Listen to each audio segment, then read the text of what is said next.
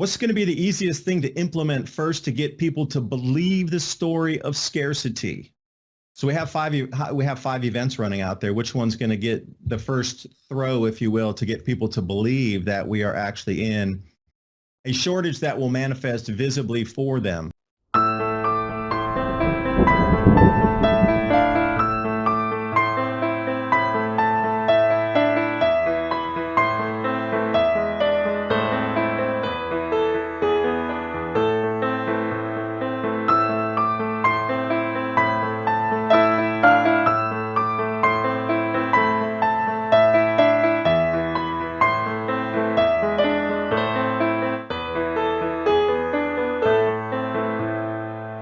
Welcome to the Health Ranger Report on Brighteon.tv.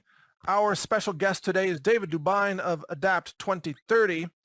And David Dubine has a kind of an alert for us here about sulfur dioxide in the atmosphere due to several volcanic eruptions. It's lingering in the atmosphere for about the next 18 months, and it is interfering dramatically with crop production and growing seasons and sunlight. It's causing a lack of sunlight to reach the surface of the earth, especially in certain areas where the clouds are more dense. And we'll show you some shocking satellite maps and some temperature maps that reveal all of this. David Dubine has done all the research and he's sharing it with us. This is really critical to understand because food scarcity and food inflation are both going to get a whole lot worse for the next 2 years. And once you watch this, you'll understand why. So stay with us.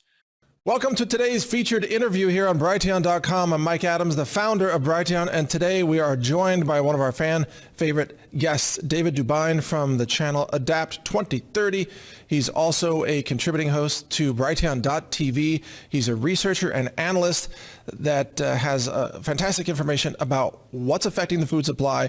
And today the topic is the cover story for the food shortages that are already emerging. So welcome to the show, David Dubine. It's always an honor to have you on. Yeah, thanks for bringing me on. I know we only meet when I have something new to bring out instead of just regurgitating old and trying to respin it. This is something new that's happened since the Heirloom eruption, April 10th.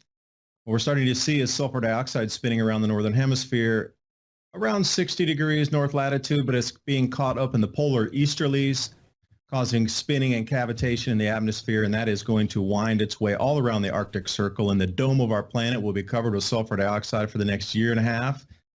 Wow. Approximately. So look out for something strange with the sea ice to occur. And crops. Okay, so wait a second. You sent me a PowerPoint, so if you tell me a slide number, I'll show that slide for people so they can see what you're seeing. Where do you want to begin on that presentation? Got it. It says polar easterlies with the Hadley cells. Yep. All right. Tell us what are Hadley cells? Those are the cloud cells of our planet. The most famous is the Hadley cell. Now, these are the convection that drives the weather systems literally on our planet. The conversion of energies and differentials in pressure from the equator up to the different polar latitudes, whether it's South Pole at the Antarctic or North Pole here that we understand in the Arctic. Okay. So this eruption occurred right at 60 degrees north latitude, which is really interesting because it's at that conversion zone of two different cloud cells. So what we have is the polar easterlies are going to be ripping to the east, obviously, and then what we consider regular weather that moves across from west to east in its pattern are right at that conversion zone. So what we're seeing is a lot of twisting into the atmosphere, and with the sulfur dioxide, it's becoming very, very pronounced. And where this cavitation is occurring in these better whirlpools is the best way to look at it in the skies here. Now, these are going to continue to amplify, and the longer it goes, the more it's going to mix the sulfur dioxide into the atmosphere. It'll become more of a homogeneous color as we move through these slides here. Give it another 4 months or so, and it should be much more uniform around the top of our planet here.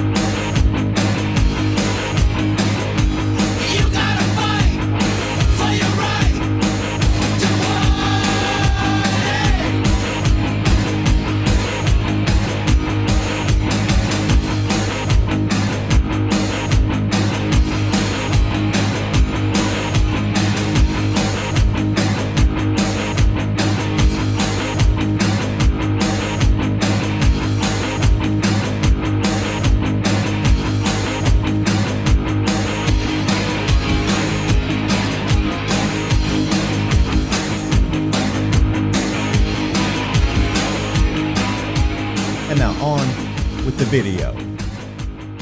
This is one of the actual global dimming strategies of the globalists to try to block the sun and shut down photosynthesis and food production. This is what they call a stratospheric aerosol injection. Is it, but maybe they use a different chemical, or what does this have in common with that? Exactly the same effect to block sunlight. Now, this was a natural eruption, and the final totals were about 72,000 feet, this eruption. But Bismiani went off at the exact same time 2 days later, up to 50,000 feet. And Sangay, now south of the equator, at 52,000 feet.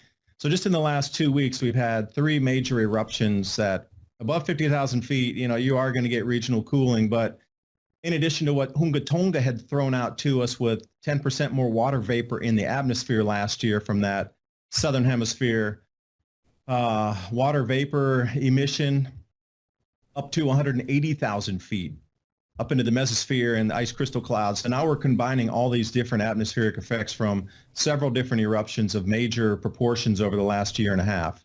It's culminating. It's actually really starting to blend in and amplify on itself, one effect amplifying the next. So let's translate this into real world effects here. So what you're saying is we're going to have, through the water vapor and the sulfur dioxide, we're going to have more blocking of the sun, which will have a cooling effect, as well as denying food crops the normal amount of sunlight that they would use for photosynthesis for plant energy production.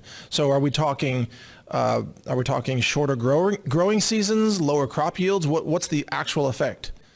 And one of the wild cards here is going to be the temperatures. And the temperatures, if they're lower, producing more rainfall, mist, and fog during this time. So what we see is a direct correlation of these sulfur dioxide clouds lowering the temperatures. So the left side, what you're looking at is... Oh, I'm sorry, there. Okay. Tropical tidbits. And this is ground temperature. I put it at 2 meter. And on the right side, in the atmosphere, what we're looking at is the sulfur dioxide concentrations at milligrams per cubic meter. Okay. So the white out there in the particular slide you're showing, you can see that it looks like almost a DNA strand running through Europe. And then if you look at the ground temperatures, you can see there's some anomalies. In Scotland, they're wondering why winter's back. It's going to be 17 degrees, possibly 20 degrees in Scotland, starts snowing again, and the temperatures are well below freezing. And they're asking why. Well, this is a perfect example why. So this effect, though, what are the projections of what this means for food production across Europe and North America? There's a couple things happening in tandem, so let's layer this off for a second. The first thing that we keep hearing in the news is the rice shortage. It's the biggest shortage in 20 years, but in lockstep, the World Economic Forum and others are coming out saying we need to reduce rice production because it produces more methane. So now you need to stop eating. Like being a vegetarian wasn't good enough now. You know how they convinced everybody, right. Be vegetarian, don't eat meat. And now they're saying, oh, we even need to stop rice production because it produces too much methane. War on food. But then, we had that massive drought on the Mississippi River where they couldn't even send any grain shuttles down, lowest water in 110 to 120 years. So they stacked all those grains on the sides of the Mississippi, all up and down the Mississippi, every storage facility full. And what do we have now? Record floods, bringing us back to 1857. Okay. All right. That's insane because we called this, they're going to go to record lows, stack all the grains, and when this fills up, it's going to run down and wash away a bunch of grain. Now, when we come into the planting season, the ozone hole in the southern hemisphere is going to get really wide with a lot of UVB damage from the previous Hunga Tonga eruption. And now delayed plantings or below normal temperatures that are going to swing in and out. And this is something that they had a problem with during the year without a summer. They had these windows that were normal, the regular normal, what you would expect for this time of the year in your local area. But then suddenly they would get, just like you're seeing here, some of these temperatures in those purples and lighter pinks are, 15 to 17 degrees Fahrenheit below the normal. So try to plant into that. Now, what kind of disruptions? Because we're right at the beginning of the most disruption in sunlight because the sulfur dioxide hasn't really mixed at all. Right. It's still very concentrated in blobs, if you will, in striations through the atmosphere. And as those pass across zones, it's going to drop temperatures for days at a time. So you're going to get this continuous up and down, up and down, up and down temperatures dropping 10, 15 Fahrenheit below the normal that they're used to planting into. So I don't know how many times undulations can go around as this thing, continues to move around the planet before the crops just say, wait a minute, it's too cold. Wait, it's warm enough. Okay, it's too cold. No, it's warm enough. Well, on top of that, though, too, David, we know because of the economic sanctions against Russia, for example, and the natural gas supply shortage because of the destruction of Nord Stream, which the U.S. carried out, and we've seen shutdowns of fertilizer production facilities across Europe, fertilizer is going to be very difficult to acquire, much more scarce, more pricey, on top of these weather variations. But a key point, I want to confirm this with you, anytime the weather goes crazy, you hear from the media, oh, that's climate change, which it's a meaningless term at this point. But what you're saying is, no, it's volcanoes, it's water vapor and sulfur dioxide. Like these are not man-made effects, let's say. These are, quote, natural disasters and the atmospheric effects causing these undulations in temperature and humidity and so on. Is that correct? That's correct. And where does it lead to? Well, it leads to digital rationing cards, digital IDs, and central bank digital currencies, because how much have they programmed us over the last 5 years of equity, equality, and all these terms that have been built into daily life? Well, if you're coming to a rationing system, you're certainly going to start throwing those keywords around like spare change. And I think that's where it's heading to. Now, the thing is, with all these 5 large factors heading on together, now how could you, as a global system of governance that you want to implement, change systems economically, and also at the same time terrify people with these food shortages to get them to comply and accept a new way to transact in commerce, CBDCs, and also to abandon an older system that everybody's used to. Nobody's going to go quietly in the night unless several things happen. So I'm trying to game this out. There's all these variables here. We know where it leads to. Now, how do you combine these into that messaging actions to get humans to move to the stimulus to push them through that cattle gate over there to the end? Along those lines, we've seen New York City Mayor Eric Adams proposing what I think a 25 or 30% reduction in what he calls food emissions, which doesn't even make sense. Again, the terms and phraseology that they use to describe this, it's all imaginary. But what they mean is cutting out all meat. And so they want to do to America what the government of the Netherlands has done there, which is shutting down farms in the name of saving the climate. But again, those farms are not the cause of the weather patterns that you're describing or of the crop shortages. It's the dimming of the sun. And plus, we might argue geoengineering is also taking place. So there is some weaponization that can amplify some of the worst effects.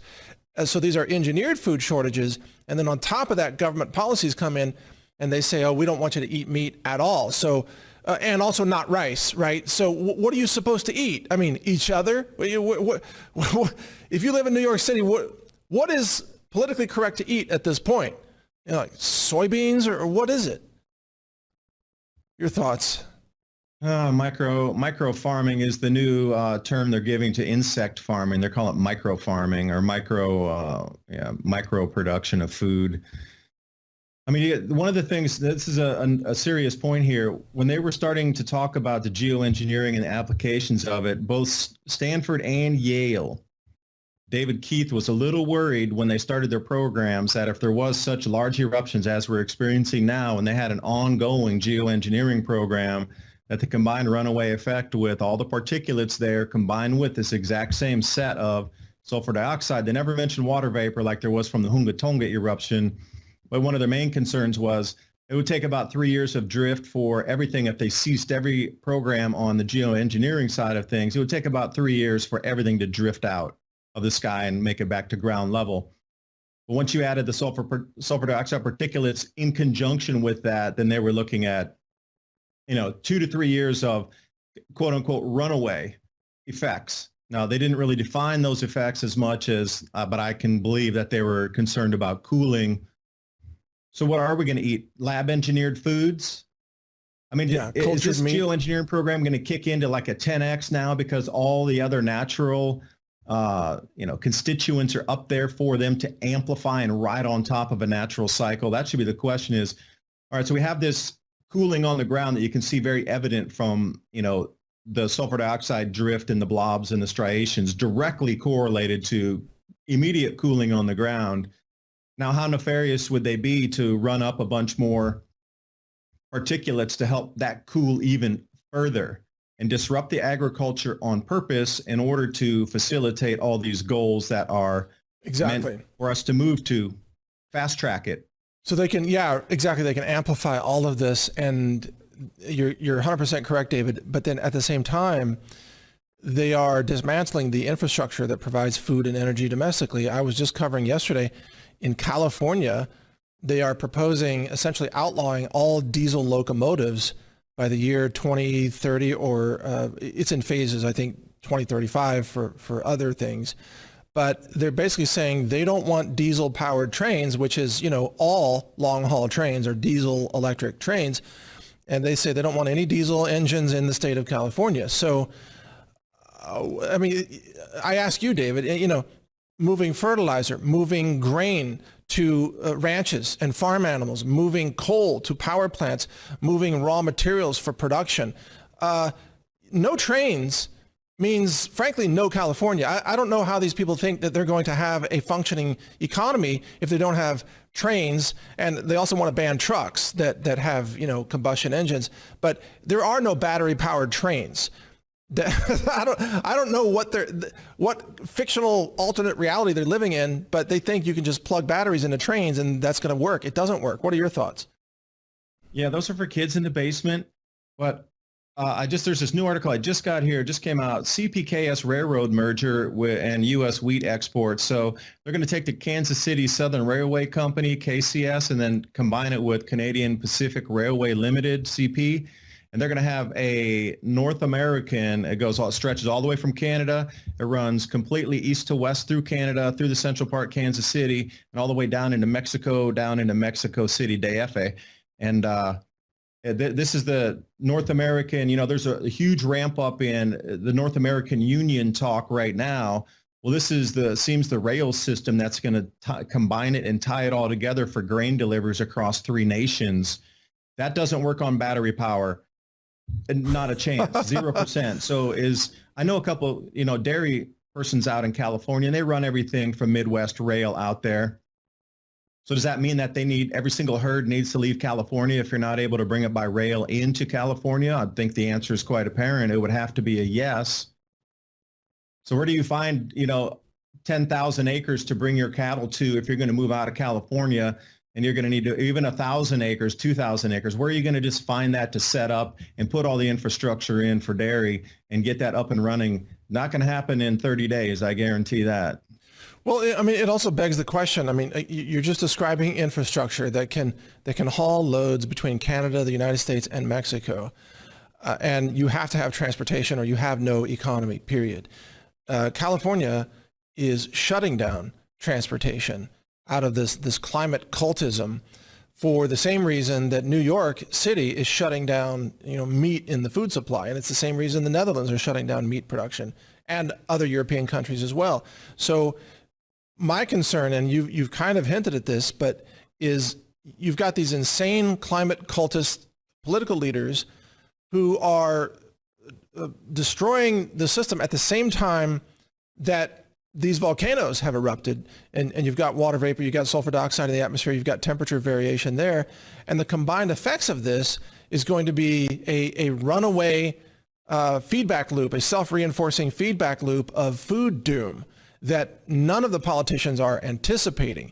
So I think you're the expert, but aren't we going to be seeing record food scarcity and food inflation for years because of this? Yes. And that word hyperinflation, it won't be used in the same sentences because they'll look and go, oh, the furniture, it's not hyperinflation. Look, that chair from whatever furniture store, that only went up 5%. Imagine if your food's not only what if your food runs up 10x, and there'll be very specific slots of the economy that will run into hyperinflation but there'll be other sectors that'll be almost zero affected. There might be some cost increase, very slight. So that'll give them also with the narrative. Of course, we're not in a hyperinflationary event. Look, your furniture costs the exact same as it did a year ago. Well, food's not even part of the official government inflation numbers. No, that's such a fake number there. Yeah, it's completely fake. But you're right. I mean, we could be looking at food doubling every 12 months for a couple of years here. 2 years later, it could be 400% higher cost. I'm wondering how they're going to work the narrative in to get the biggest amount of fear and scare out of it to get you to comply to a rationing system. Now, most Americans I know would absolutely be saying, no, that's unacceptable. You give me my thing. I have enough money to buy it. Now, we're going to approach a point here where I don't care if you have the money, it's just not going to be available or it's going to be greatly restricted. You've been trained already. Stand 6 feet apart, get outside the store. And as we march through this sort of hyperinflationary food event or inavailability or what, there's going to be many variables to it. You'll probably have to prove funds before you can go in because there'll be flash mobbing and rioting. We spoke about this last year, and it's very close to what we had talked about at this point right now. And you'll probably have to show some sort of ID. Now, I don't know in the beginning, your driver's license will probably be good enough until they get you onto a digital ID system, which will need to be presented with proof of funds. Now, perhaps that could take on the something with a CBDC role in that. But to just wander into the stores and go shopping freely, your days of that are very limited. We're coming into a point where it's going to be controlled on purpose because you need to be controlled to get you into the new system because you will not go quietly. Well, you're exactly right. We saw that during COVID where a lot of grocery stores set up the infrastructure to bring the food to you in the parking lot. And I can see that transitioning to where you're not even allowed to enter the store. So, okay, it's like you give us your order, you give us your money, you wait in your car. If we approve, then we'll bring you the food, but you don't even come in the store. And if we don't approve, you're just not going to get anything. Good luck, have fun. And they will put in restrictions, especially on so-called emissions producing food like meat products, as they're doing in New York City. So you'll be limited to 1 pound of ground beef a week or something, let's say, or 1 dozen eggs a week. You get the idea, or 1 gallon of milk, whatever it is. And that will be enforced through the digital wallet system that they're trying to drive everybody into. And I can also see, David, that the universal basic income that they're going to have to start pushing because of massive joblessness and layoffs across, we're talking about an engineered collapse of the economy, but the UBI will be through the digital system, and it will say, okay, here's credit for you to buy food, but by taking this credit, you agree to our restrictions of which foods you're allowed to buy. And so people sign up for that market of the beast system. They're going to be told what they can and can't purchase. You think that's coming? I do. And then even if you are able to purchase it and they bring out, let's say I want 2 tomatoes or, some celery or whatever it is that you're going to get. And then what if they bring you out wilted, almost completely rotten? You have 12 hours to use this or else the worms are going to start coming out of the skin kind of thing. You're not going to have a choice when somebody else provides you the food. You're not going to walk through and go, no, that looks a little old. I'll take this one. Those days of choice will be gone. You'll be given what you get and you will be thankful for what you get. This is centrally controlled government food lines, just a little more elegant. Yeah, it'll be an elegant line. After all, it's America. It's the most prosperous nation, freest country in the world. So it has to be elegant while we stand in line, won't it? They probably have bells and whistles and, but what's going to be the easiest thing to implement first to get people to believe the story of scarcity? So we have five events running out there. Which one's going to get the first throw, if you will, to get people to believe that we are actually in a shortage that will manifest visibly for them? And thank you for watching today. I'm Mike Adams, the founder of Brighteon.com, and we've been talking with David Dubine of Adapt 2030.